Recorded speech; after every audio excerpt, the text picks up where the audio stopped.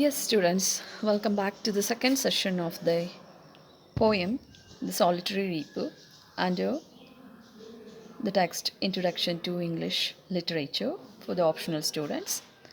So, here in this section, we are going to know about the meaning of the poem, a kind of analysis of the text, then theme of the poem means ಯಾವ ವಿಷಯದ ಬಗ್ಗೆ ಕವಿ ಚರ್ಚೆ ಮಾಡ್ತಾ ಇದ್ದಾನೆ, ಏನನ್ನು ಹೇಳಲಿಕ್ಕೆ ಇಷ್ಟಪಡ್ತಾ ಇದ್ದಾನೆ, what is concentrating, that we get to know under theme. Then the conclusion means a kind of summing up the whole meaning or the views of the poet in the last section. Okay, here analysis of the text. In the last session you got to know the lines of the poem. I just read out the whole poem. I hope that you understood a bit of it. So now we'll see what's there in the first stanza, second stanza, and the third stanza, and how the poet describes or explains the melodious voice of the girl. So the poem is about the girl and her song, which filled the valley and impressed the speaker very deeply. So, it's a kind of what we can say. ಏನು poem ಯಾವುದ್ರ ಬಗ್ಗೆ ಇದೆ, ಈ ಪದ್ಯ ಯಾವುದ್ರ ಬಗ್ಗೆ ಇದೆ ಅನ್ನೋದನ್ನು ಒಂದು ಲೈನಲ್ಲಿ ಹೇಳೋದಾದರೆ, ಇಲ್ಲಿ ಒಬ್ಬಳು ಹುಡುಗಿ ಇದ್ದಾಳೆ, ಮೇಡನ್. ಸೊ ಅವಳು ಕೆಲಸ ಮಾಡ್ತಾ ಮಾಡ್ತಾ ಹಾಡು ಹೇಳ್ತಾ ಇದ್ದಾಳೆ. ಆ ಹಾಡು ಎಷ್ಟು ಸುಮಧುರವಾಗಿದೆ, ಎಷ್ಟು ಇಂಪಾಗಿದೆ ಅಂದರೆ ಅಲ್ಲಿ ಹೋಗೋ ಬರೋ ಜನರ ಮನಸ್ಸನ್ನ ಒಂಥರ ಮೈಮರೆತು ನಿಂತು ಕೇಳೋ ಹಾಗೆ ಮಾಡ್ತಾ ಇದೆ. ಅದರಲ್ಲಿ ನಮ್ಮ ಸ್ಪೀಕರ್ ಸಹ ಒಬ್ಬರು. As a traveler, when he was in a way traveling on that way, he just came across this lovely song, and he was impressed a lot. Okay, ಆ ಇಂಪ್ರೆಷನ್ ಹೇಗಿತ್ತು, ಅದರಿಂದ ಅವ್ರಿಗೆ ಏನೆಲ್ಲ ಅನ್ನಿಸ್ತು, ಅದನ್ನು ಈ ಒಂದು ಪದ್ಯದಲ್ಲಿ ಹೇಳ್ತಾ ಹೋಗ್ತಾರೆ. In the first paragraph, the speaker is to give a description of the girl, where she is working, how she is singing, means the whole means background ಅನ್ನು ನಾವು ತಿಳ್ಕೊಳ್ತೀವಿ. She was alone reaping the harvest and singing on her own. Her song was filled with a note of melancholy or sadness. The poet or the speaker asked the passerby to stop or gently pass without disturbing her. So ಇಲ್ಲಿ poet ಹೇಳೋ ಅಂಥದ್ದು, she is a ಮ್ಯಾಡನ್ ಅಂತ ಹೇಳ್ತಾರೆ. ಇನ್ನು means Young girl ಅವಳು, and she is into her work of harvesting. Okay, ಅವಳ ಕೆಲಸ ಅವಳು ಮಾಡ್ತಾ ಇದ್ದಾಳೆ. ಅದು ಒಂದು ಏನು, ನಾವು ಹಳ್ಳಿಗಾಡಿನ ಪ್ರದೇಶದಲ್ಲಿ ಹೋಗ್ತಾ ಜನ ಗದ್ದೆಗಳಲ್ಲಿ ತೋಟದ ಕೊಯ್ಲನ್ನ ನಾವು ನೋಡ್ಬೋದು. ಅಂಥ ಒಂದು ಕೆಲಸನ ಆ ಹುಡುಗಿನೂ ಆ ಒಂದು ಹಿಲ್ಲಿ ರೀಜನಲ್ಲಿರೋ ಅಂಥ ಒಂದು ಫಾರ್ಮಲ್ಲಿ ಅವಳು ಮಾಡ್ತಾ ಇದ್ದಾಳೆ ಕೆಲಸನ. She is reaping and doing Har harvesting work. Okay, ಕೊಯ್ಲು ನಡೀತಾ ಇದೆ. ಅದರ ಜೊತೆಯಲ್ಲಿ ಅವಳ ಕೆಲಸನ ಒಂದು ಮರಿಲಿಕ್ಕೋ ಇಲ್ಲ ಇನ್ಯಾವುದೋ ಒಂದು ಕಾರಣಕ್ಕೋ ಅವಳು ಹಾಡು ಹೇಳ್ತಾ ಇದ್ದಾಳೆ. ಆ ಹಾಡಿನ ಒಂದು ವಾಯ್ಸ್ ಇದೆಯಲ್ಲ, ಇಟ್ಸ್ ಟೂ ಸ್ವೀಟ್ ಅಂತ ಅವನು ಹೇಳೋ ಅಂಥದ್ದು. ಆ ಸ್ವೀಟ್ ಸಾಂಗ್, ಆ sweetness it fill the whole valley ಅಂತ ಹೇಳ್ತಾರೆ. ಅದು ಬರೀ ಆ ಒಂದು ಫಾರ್ಮ್ ಲ್ಯಾಂಡಲ್ಲಿ ಮಾತ್ರ ಅಲ್ಲ, ಅವಳು ಇರೋ ಕಡೆ, ಅವಳು ಹೇಳ್ತಾ ಇರೋ ಕಡೆ ಗುನುಕ್ತಾ ಇಲ್ಲ, ಅವಳು ಜೋರಾಗಿ ಹೇಳ್ತಾ ಇದ್ದಾಳೆ. ಆ ಜೋರಾಗಿ ಹೇಳ್ತಾ ಇರೋ ಒಂದು ಮೀನ್ಸ್ ಹುಡುಗಿಯ ಕಂಠ ಇಡೀ ಒಂದು ಪ್ರದೇಶನ ಆವರಿಸ್ತಾ ಇದೆ. But the song is some way filled with a kind of melancholical note ಅಂತ ಹೇಳ್ತಾರೆ. Melancholy means sadness. ಒಂದು ದುಃಖ ಇದೆ, ಒಂದೇನೋ ಒಂದು ಅಳಲಿದೆ, ಆದರೆ ಕಂಠ ಮಾತ್ರ ತುಂಬ ಇಂಪಾಗಿದೆ. ಆ ಒಂದು ಸುಮಧುರವಾದ ಕಂಠ ಅಲ್ಲಿ ಹೋಗೋ ಬರೋರ್ನೆಲ್ಲ ಒಂದು ಆಕರ್ಷಣೆಗೆ ಒಳಪಡಿಸ್ತಾ ಇದೆ. ಅದರ ಜೊತೆಲಿ the speaker of this poem was mesmerised by her means melodious voice ಅಂತಲೇ ಹೇಳ್ಬೋದು. And he he doesn't know whether to move a bit or continue his travel or to stop over there and listen to her. So ಈ ಒಂದು ಕನ್ಫ್ಯೂಷನಲ್ಲಿ ಇದ್ದಾರೆ speaker. ಅದ್ರ ಜೊತೆಗೆ ಅವನು ಅಲ್ಲೇ ಓಡಾಡ್ತಾ ಇರೋ ದಾರಿ ಹೋಕರಿಗೆ, ಪಾಸರ್ ಬೈಸಿಗೆ ಹೇಳೋ ಅಂಥದ್ದು ನಿಂತು ಕೇಳಿ, ಇಲ್ಲ ಅಂದರೆ ನಿಧಾನಕ್ಕೆ ನೀವು ಮುಂದೆ ಸಾಗ್ತಾ ಹೋಗಿ, ಡೋಂಟ್ ಡಿಸ್ಟರ್ಬ್ ಹರ್ ಅಂತ ಹೇಳೋ ಅಂಥದ್ದನ್ನ ಮಾಡ್ತಾನೆ. ಹಾಗೆ ಬೇರೆ ಹಲವಾರು ಜನಕ್ಕೆ ಲಿಸನ್ ಟು ಹರ್ ವಾಯ್ಸ್ ಅನ್ನೋ ರೀತಿಲಿ ತಿಳಿಸ್ತಾನೆ. ಜೊತೆಲಿದ್ದವರಿಗೆ ಕೇಳಿಸ್ಕೊಳ್ಳಿ ನೋಡಿ, the melodious voice of that girl is in a way overflowing throughout the valley ಅಂತ ಹೇಳ್ತಾರೆ. ಎಲ್ಲಿ ನಿಂತು ಮೀನ್ಸ್ ಆ ಒಂದು ಮೀನ್ಸ್ ಹಾಡನ್ನ ಕೇಳ್ತೀವಿ ಅಂದ್ರೂ ಆ ಸುಮಧುರವಾದ ಕಂಠದ ಒಂದು ಧ್ವನಿ ನಮ್ಮನ್ನು ತಲುಪುತ್ತೆ. ಇಟ್ಸ್ ಫುಲ್ಲಿ ಒಂದು ಬೇರೆದೇ ವಾತಾವರಣನ ಅಲ್ಲಿ ಕ್ರಿಯೇಟ್ ಮಾಡಿಬಿಟ್ಟಿದೆ. ಅದು ಅದರಿಂದ ಆಗಿದೆ ಅಂದರೆ the song are the singing of that girl. So ಹೀಗೆ ಹೇಳ್ತಾ when we come down to the second stanza, you will get to know more details. That is a kind of comparison he used to give. ಏನು comparison ಕೊಡ್ತಾನೆ, ಅವನು ತುಂಬ ಹಲವಾರು ಹಾಡುಗಳನ್ನ ಕೇಳಿದ್ದಾನೆ, ಹಲವಾರು ಮ್ಯೂಸಿಕ್ಸ್ನ ಅವನು ಕೇಳಿದ್ದಾನೆ. ಆದರೆ he feels the song of the girl is sweeter than the song of Nightingale ಅಂತ ಹೇಳ್ತಾರೆ. ನೈಟಿಂಗೇಲ್ ಇಸ್ ಅ ಬರ್ಡ್ ಅಲ್ವಾ. ಯಾವುದು ನೈಟಿಂಗೇಲ್? ನಾವು ಕೋಗಿಲೆ ಅಂತ ಹೇಳ್ತೀವಿ ಅಲ್ವಾ. ನೈಟಿಂಗೇಲ್ ಕೋಗಿಲೆಯ ಕಂಠಕ್ಕಿಂತ ಯಾವ ಒಂದು ಪಕ್ಷಿಯ ಕಂಠನೂ ಒಂದು ಕಂಪೇರ್ ಮಾಡೋಕ್ಕಾಗಲ್ಲ, ಅಷ್ಟು ಸುಮಧುರವಾಗಿರುತ್ತೆ. ಹಾಗೆ ನಾವು ಈವನ್ ತುಂಬ ಚೆನ್ನಾಗಿ ಹಾಡು ಹೇಳೋರ್ಗೂ ನೈಟಿಂಗೇಲ್ ಅಂತಲೇ ಇದು ಮಾಡ್ತೀವಿ. ಆ ನೈಟಿಂಗೇಲ್ ಹೆಸರಲ್ಲೇ ಒಂದು ಅವಾರ್ಡು ಇದೆ ಸಿಂಗರ್ಸಿಗೆ ಕೊಡೋ ಅಂಥದ್ದು. ಅಂಥ ಒಂದು ನೈಟಿಂಗೇಲ್ಗಿಂತ ಅವಳ ಕಂಠ, ಅವಳ ಒಂದು voice it's more beautiful, more sweeter ಅಂತ ಹೇಳ್ತಾರೆ. ಅಷ್ಟು ಇಂಪಾಗಿದೆ, ಅಷ್ಟು ಒಂದು ಹಿತ ಕೊಡುತ್ತೆ ಅಂತ ಹೇಳ್ತಾ ಇದ್ದಾನೆ ಕವಿ. ಅದ್ರ ಜೊತೆಗೆ it is a pleasant and welcoming note to the tired traveller of desert who is taking rest ಅಂತ ಹೇಳ್ತಾರೆ. ಒಂದು ಮರಡುಗಾಡಲ್ಲಿ ಇಲ್ಲಿ ಹೇಳೋ ಅಂಥದ್ದು ಅರೇಬಿಯನ್ ಡೆಸರ್ಟ್ನ ಅವನು ವಿವರಿಸ್ತಾ ಇದ್ದಾನೆ. ಆ ಅರೇಬಿಯನ್ ಡೆಸರ್ಟಲ್ಲಿ ಓಡಾಡೋಂಥ ಎಂಥ ಸುಸ್ತಾಗಿರೋ ಜನಕ್ಕೂ ಇದು ಒಂದು ವೆಲ್ಕಮಿಂಗ್ ನೋಟ್ ಹಾಗೆ ಕಾಣ್ತಾ ಇದೆ. ಆಸ್ ಇಫ್ ಯಾರನ್ನೋ ಬರ್ಮಾಡ್ಕೊಳ್ತಾ ಇದ್ದಾರೆ. ಆ ಒಂದು ಸಂಗೀತ ಕೇಳಿದ್ರೆ ಎಲ್ಲ ಒಂದು ನೋವನ್ನು, ಒಂದು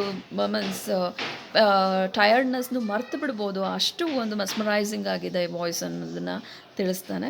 ಅದ್ರ ಜೊತೆಗೆ to the speaker the girl song is more thrilling than the cuckoos song of spring time ಅಂತ ಹೇಳ್ತಾರೆ. Cuckoos and nightingales are one and the same ಅಂದ್ಕೊಂಡಿದ್ದೀವಿ ನಾವು, ಕೋಗಿಲೆ.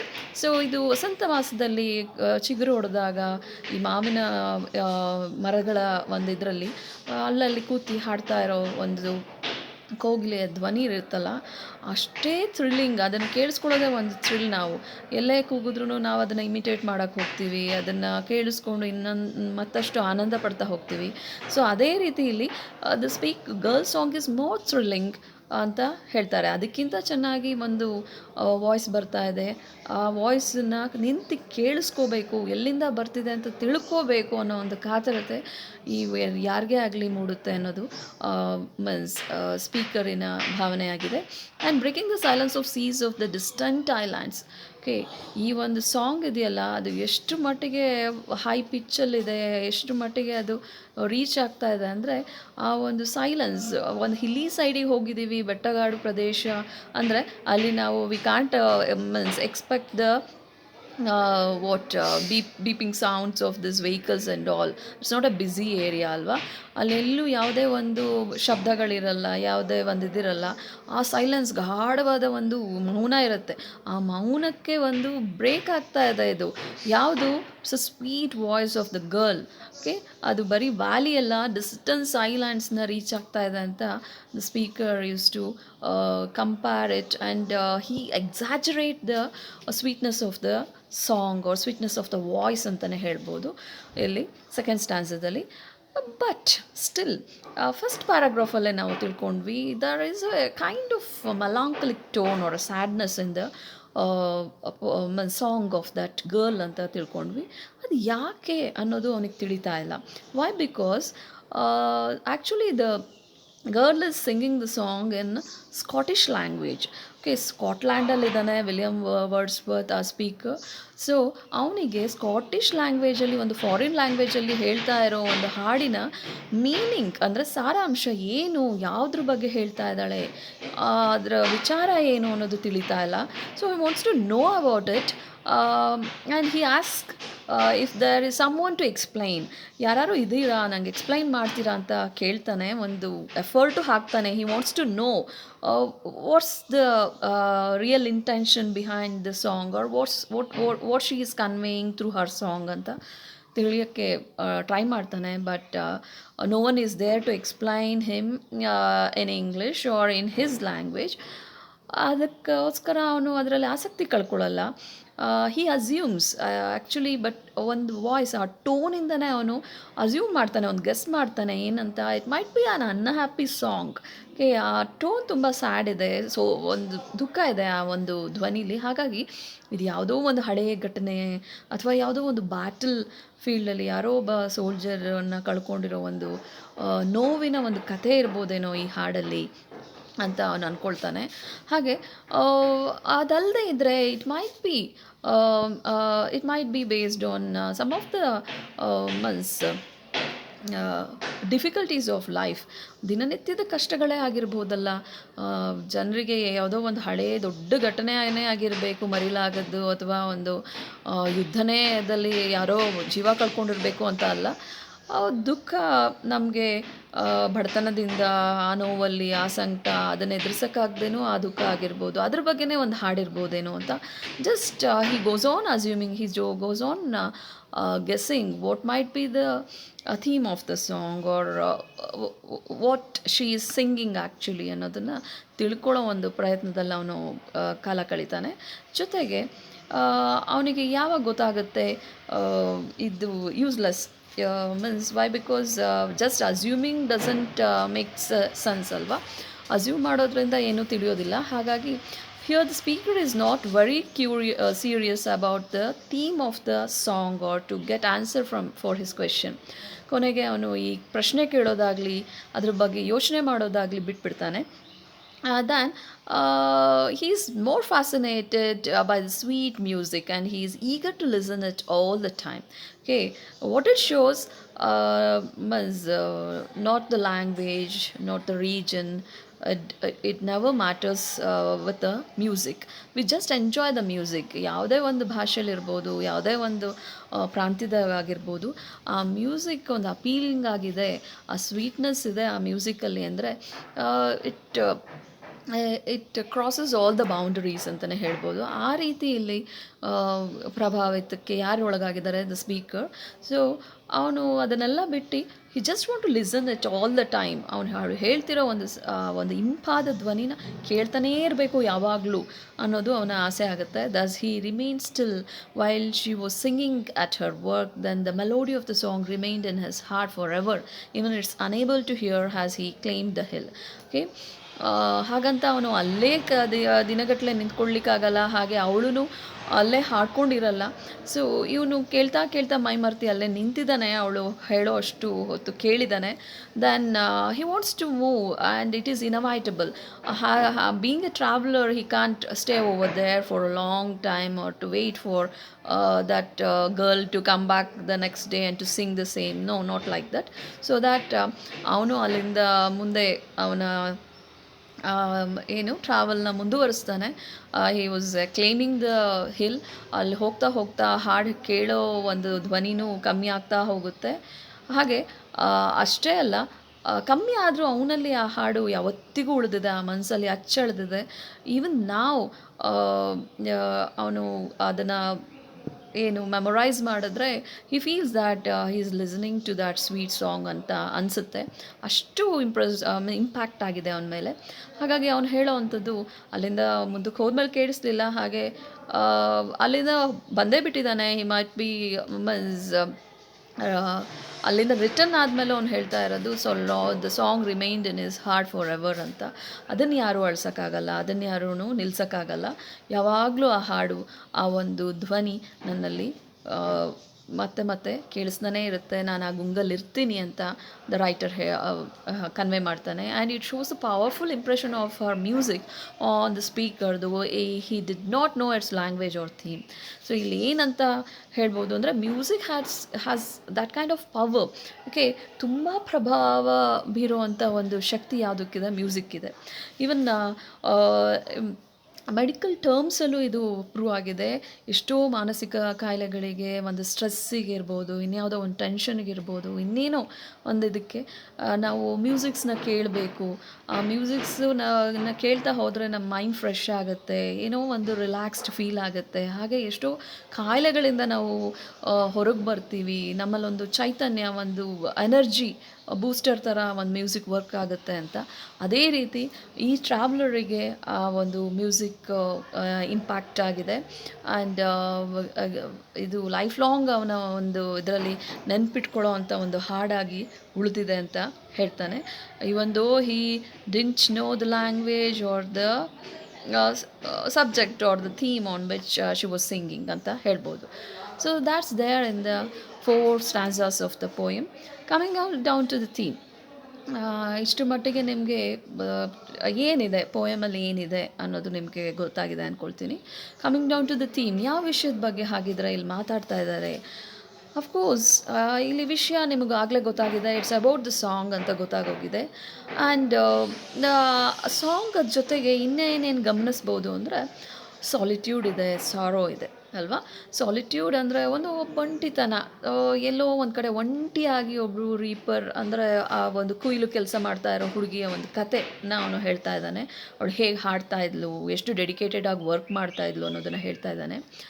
ಸೊ ಅದ್ರ ಜೊತೆಗೆ ಅವಳಿಗೆ ಗೊತ್ತಿಲ್ಲ, ಅವಳು ಅಷ್ಟು ಇಂಪಾಗಿ ಹಾಡು ಹೇಳ್ತಿದ್ದಾಳೆ, ಇಷ್ಟು ಜನನ ಅವಳು ಇಂಪ್ರೆಸ್ ಮಾಡ್ತಾ ಇದ್ದಾಳೆ, ಈ ರೀತಿ ಒಬ್ಬ ಟ್ರಾವೆಲರ್ನ ಇಂಪ್ಯಾಕ್ಟ್ ಆಗಿದೆ ಅವನ ಮೇಲೆ ಅನ್ನೋದು, ಯಾವುದೇ ಪ್ರಭಾವ ಬೀರಿದೆ ಅನ್ನೋದು ಅವಳಿಗೆ ಏನೂ ಗೊತ್ತಿಲ್ಲ.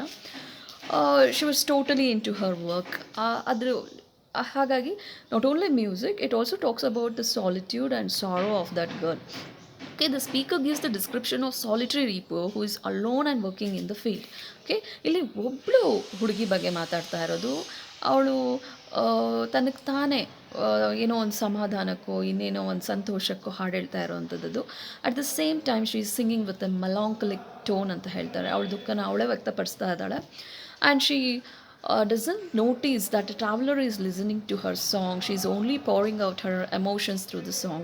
Okay, she was not bothered about who is there to listen to her song or who is not there. She is just pouring out her emotions ಅಂತ ಹೇಳ್ಬೋದು. ಅವಳ ಮನಸ್ಸಲ್ಲಿರೋವಂಥ ಎಲ್ಲ ನೋವುಗಳನ್ನು ಹಾಡಿನ ಮೂಲಕ ಒಂದು ಪ್ರಕೃತಿಯ ಮಧ್ಯೆ ಅವಳು ಹೊರಗಾಕ್ತಾ ಇದ್ದಾಳಷ್ಟೇ. ಓಕೆ, ಆ ಒಂದು ಹಾಡು ಯಾರ ಕಿವಿಗೆ ಬಿದ್ದಿದೆ, ಯಾರು ಆಲಿಸ್ತಾ ಇದ್ದಾರೆ? this poet or the speaker of this poem. Okay, ಅವರು ಕೇಳ್ತಾ ಇದ್ದಾರೆ. On the other side, the speaker is thrilled by the melodious song and then points out the sad tone in the sweet voice of the girl. So ಅವಳು solitary and means loneliness ಇದೆ, ಒಬ್ಬಳೇ ಇದ್ದಾಳೆ, ಅದೆಲ್ಲ ಒಂದು ಕಡೆ. ಆದರೆ ಅವಳ ಹಾಡು ದುಃಖದಿಂದ ಕೂಡಿದೆ. ಆ ಸ್ವೀಟ್ ವಾಯ್ಸಲ್ಲಿ ಒಂದು ಸ್ಯಾಡ್ ಟೋನ್ ಇದೆ. ಓಕೆ, ಭಾವ ದುಃಖಕರವಾಗಿದೆ, ಆದರೆ ವಾಯ್ಸ್ ತುಂಬ ಸುಮಧುರವಾಗಿದೆ ಅಂತ ಹೇಳ್ಬೋದು. ಸೊ ಈ ರೀತಿ ಹೇಳ್ತಾ ಇದ್ದಾಳೆ. And he tries to know the reason behind the sorrowful note. ಆ ದುಃಖ ಯಾಕೆ, ಅಷ್ಟು ಸುಮಧುರವಾದ ಕಂಠದಲ್ಲಿ ದುಃಖದ ಭಾವನೆ ಯಾಕಿದೆ ಅಂತ ತಿಳ್ಕೊಳ್ಳೋ ಪ್ರಯತ್ನ ಯಾರು ಪಡ್ತಾರೆ? The speaker use to do, but he failed. ಯಾಕೆ ಫೇಲ್ ಆಗ್ತಾನೆ? You already got to know that the song is in a foreign language, Scottish ಲ್ಯಾಂಗ್ವೇಜಲ್ಲಿ ಅವಳು ಹಾಡು ಹೇಳ್ತಾ ಇದ್ದಾಳೆ. ಹಾಗಾಗಿ ಇವನಿಗೇನೂ ಅರ್ಥ ಆಗ್ತಾ ಇಲ್ಲ. So he failed, but he assumed. ಆದರೆ ಇಂಟ್ರೆಸ್ಟ್ ಕಳ್ಕೊಳ್ಳಲ್ಲ, ಅವನೊಂದು ಗೆಸ್ ಮಾಡ್ತಾ ಹೋಗ್ತಾನೆ. ಏನೋ ಅನ್ಫರ್ಗೆಟಬಲ್ ಇನ್ಸಿಡೆಂಟ್ ಇರ್ಬೋದು, ಮರೆಯಲಾರದ ಘಟನೆಗಳು ಅವಳನ್ನು ಕಾಡ್ತಾ ಇರ್ಬೋದು, ಯಾವುದೋ ಒಂದು ದೊಡ್ಡ ಮಹಾಯುದ್ಧದ ಇದರಲ್ಲಿ ಯಾರನ್ನೋ ಕಳ್ಕೊಂಡಿರೋ ಒಂದು ದುಃಖ ಇರ್ಬೋದು, ಇಲ್ಲ ಪ್ರತಿದಿನದ ಕಷ್ಟಗಳಿರ್ಬೋದು. ಏನೋ ಒಂದು ಹಾಡು ಹೇಳ್ತಾ ಇದ್ದಾಳೆ ಅವಳು ಅನ್ನೋದನ್ನು ಬರೀ ಆ ಒಂದು ಆ ಧ್ವನಿಯ ಹೇಳೋ ರೀತಿಯಲ್ಲಿ ಅವನು ಮೀನ್ಸ್ ಇಷ್ಟೆಲ್ಲ ಗೆಸ್ ವರ್ಕ್ ಮಾಡ್ತಾನೆ, ಪ್ರಿಡಿಕ್ಟ್ ಮಾಡ್ತಾನೆ. Then in this way the poem is all about the power of music. Okay, ಈ ರೀತಿ ಈ ಪೋಯಮಲ್ಲಿ ಸಾಲಿಟ್ಯೂಡ್ ಇದೆ, ಸಾರೋ ಇದೆ, ಹಾಗೆ ಜೊತೆಯಲ್ಲಿ ಆ ಎಲ್ಲದರ ನಡುವೆ ಬರೋ ಅಂಥದ್ದು ಪವರ್ ಆಫ್ ಮ್ಯೂಸಿಕ್. ಆ ಪವರ್ ಆಫ್ ಮ್ಯೂಸಿಕ್ ಆ್ಯಕ್ಚುಲಿ ಅವಳನ್ನು ಹೀಲ್ ಮಾಡ್ತಿದೆ, ಹಾಗೆ ಕೇಳಿಸ್ಕೊಳ್ಳೋ ಅಂಥ ಇಂಥ ಸ್ಪೀಕರ್ಸ್ ಇರ್ಬೋದು, ಟ್ರಾವೆಲರ್ಸ್ ಇರ್ಬೋದು, ಅವರನ್ನು ಒಂದು ರೀತಿ ಹೀಲ್ ಮಾಡ್ತಾ ಇದೆ. Okay, music or song which is sweeter than song of nightingale. ಹಾಗಾಗಿ ಅವನು ಕೇಳಿರೋ ಸುಮಧುರವಾದ ಕಂಠ ಅಂದರೆ ನೈಟಿಂಗೇಲ್ ಅಥವಾ ಕುಕ್ಕು ಬರ್ಡ್ ಇರ್ಬೋದು, ಅದಕ್ಕಿಂತ ಹೆಚ್ಚಿನ ಒಂದು ಸ್ವೀಟ್ನೆಸ್ಸು, ಥ್ರಿಲ್ನ ಉಂಟು ಮಾಡುವಂಥ ಒಂದು ಶಕ್ತಿ ಯಾರ ಒಂದು ಧ್ವನಿಲಿದೆ, ಕಂಠದಲ್ಲಿದೆ ಅಂದರೆ ಈ ಹುಡುಗಿಯ ಒಂದು ಕಂಠದಲ್ಲಿದೆ ಅಂತ ಹೇಳ್ತಾನೆ. ಹಾಗೆ the speaker feels music has the power to transcends the barrier of language and content. ಯಾವುದೇ ನಮಗೆ ಒಂದು ಭಾಷೆ ಗೊತ್ತಾಗದೇ ಇರ್ಬೋದು, ಹಾಗೆ ಅದರ ಭಾವ ಅದರಲ್ಲಿರೋ ಒಂದು ವಿಷಯ ಗೊತ್ತಾಗದೇ ಇರ್ಬೋದು, ಆದರೆ ಅದು ನಮ್ಮನ್ನು ನಿಂತ್ಕೊಂಡು ಕೇಳಿಸ್ಕೋಬೇಕು, ಅದನ್ನು ಇನ್ನೂ ನಾವು ಕೇಳ್ತಾನೇ ಇರಬೇಕು ಅನ್ನೋ ಒಂದು ಆಕರ್ಷಣೆ ಇದೆಯಲ್ಲ, ಅದರ ಒಂದು ಶಕ್ತಿ ನೋಡಿದ್ರೆ ಈ ಎಲ್ಲ ಬ್ಯಾರಿಯರ್ಸ್ನು, ಎಲ್ಲ ಆಬ್ಸ್ಟಕಲ್ಸ್ನು ಮೀರಿದಂಥದ್ದು ಮ್ಯೂಸಿಕ್ಕು. ಇದು ಯಾರನ್ನು ಬೇಕಾದ್ರೂ ಒಂದು ಮ್ಯಾಜಿಕಲ್ ಆಗಿ ಮೀನ್ಸ್ ನಾ ಕ್ಯಾಚ್ ಹೋಲ್ಡ್ ಮಾಡಿಬಿಡುತ್ತೆ ಅನ್ನೋದನ್ನು ಹೇಳ್ತಾನೆ. ಹಾಗೆ thus he feel the music though he doesn't know the language of it or the girl. It also filled his heart and lingered in his memory for a long time. Okay, ನಾವು ತಿಳಿಯೋ ಹಾಗೆ ಈ ಒಂದು ಹಾಡನ್ನ actually the very interesting thing is, ಇದು ಬರೀ ಒಂದು ವಿಷಯ ವರ್ಡ್ಸ್ವರ್ತಿಗೆ ತಿಳಿದಿದ್ದು ಅವನ ಫ್ರೆಂಡಿಂದ ತಿಳಿದಂಥ Wordsworth. He started to feel that he listen the song on his own in that hill side.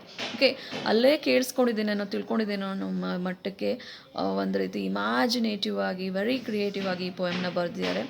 So ಇದನ್ನು ಕೇಳಿದವ್ರಿಗೆ ನಮಗೂ ಎಲ್ಲೋ ಒಂದು ರೀತಿ ಫೀಲ್ ಆಗ್ತಿದೆ, ವೆರಿ ಬ್ಯೂಟಿಫುಲ್ ಸಾಂಗ್, ನಾವು ಕೇಳಿಸ್ಕೊಂಡ್ವೇನೋ ಅನ್ನೋಷ್ಟು ನಮಗೆ ಈ ಒಂದು ಪೋಯಮ್ ನಮಗೆ ಫೀಲ್ ಕೊಡುತ್ತೆ. ಹಾಗಾಗಿ this is what we come across. It's a magical poem ಅಂತಲೇ ಹೇಳ್ಬೋದು. It's the best, one of the best poems of Wordsworth. Then in the conclusion, so theme ಬಗ್ಗೆ ತಿಳ್ಕೊಂಡ್ರಿ, sorrow, solitude, then power of the music or song ಅಂತ ತಿಳ್ಕೊಂಡ್ರಿ.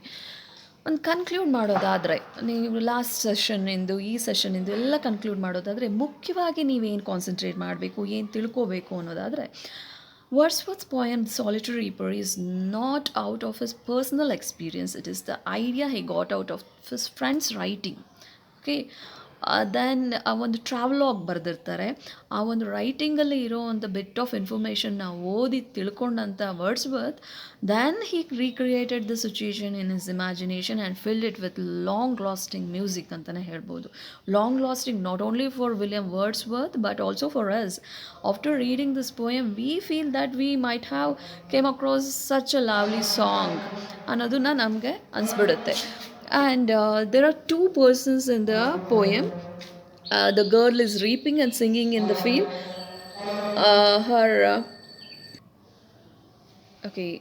Sorry for a little disturbance. There are two persons in the poem. The girl is reaping and singing in the field. Her music is more melodious than the song of a nightingale. There's a girl's song leaves a powerful impression in the heart of speaker forever. So this is what's there in the 4 stanzas of the poem. Okay, ಇದನ್ನೇ ತುಂಬ ಚೆನ್ನಾಗಿ, ತುಂಬ ಒಂದು realistic picture ಮೂಡೋ ರೀತಿಯಲ್ಲಿ William Wordsworth ಬರೆದಿದ್ದಾರೆ. That's the power of his writing and it presents his theory of poetry to us. In this way, the romantic writer William Wordsworth presents his views and the poem The Solitary Reaper. I hope you have understood the poem. So we'll wind up this session. Read it again, get to know it correctly by referring more works which you can get an empty of number if you Google it in the internet. Thank you.